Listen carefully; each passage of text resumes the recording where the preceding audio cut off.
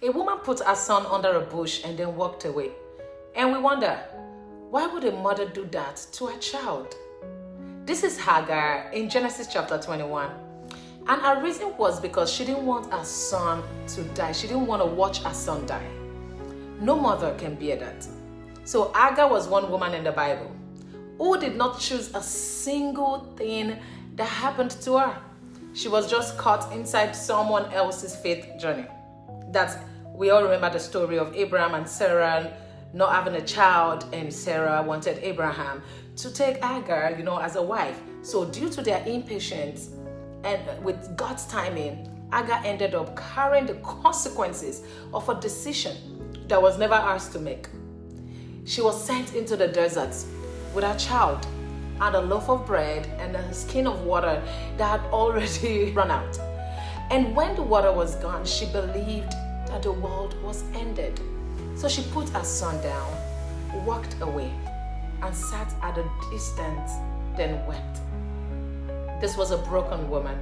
She was broken. You can imagine all she had to endure in that desert, all she had to endure. Everything that led to the point, she lost everything. Nobody came to check on her, no friend, no family, no community. But here is what I need you to understand.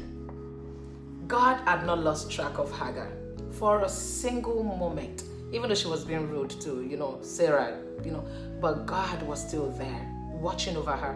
He had already spoken a promise over her son before any of this happened.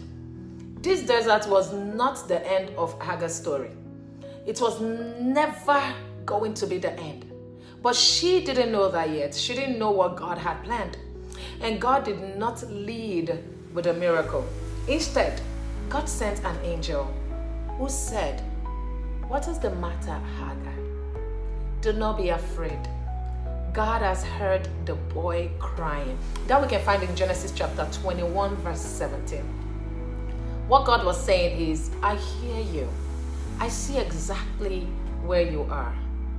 After this incident, she gave God a name no one had ever given him before. She called him El Roi. And we all know the meaning of El Roi, the God who sees me.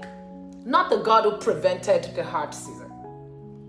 The God who was present inside whatever she was going through. The God whose faithfulness reached all the way down to the woman who had the least power in the entire story. The one absorbing the consequences of someone else's decision. So if loneliness has been sitting in your chest lately, and I mean the kind where you have people around you and still feel completely invisible, the kind that makes you feel exhausted and heavy, that you cannot explain to anyone because you do not fully understand it yourself, I want you to know that what you are feeling has a name. Loneliness is not a character flaw. It is not a sign that something is wrong with you. Chronic loneliness activates the same pain receptors in the brain as physical injury. So your body is not dramatic. Your body is not dramatic. It is being accurate. And it can quietly devastate your mental health, your sleep, your thoughts, the stories you start telling yourself at 2 a.m. about who you are and whether you matter. I want you to know that Hagar's mind had also already written the ending. Remember, she thought the son was gonna die. But yet, God sent an angel. Heaven broke open over a woman sitting completely alone in a desert with nothing. El Roi has not looked away from you. No, he sees you right here, right now, in this message. He sees you. Shalom, people.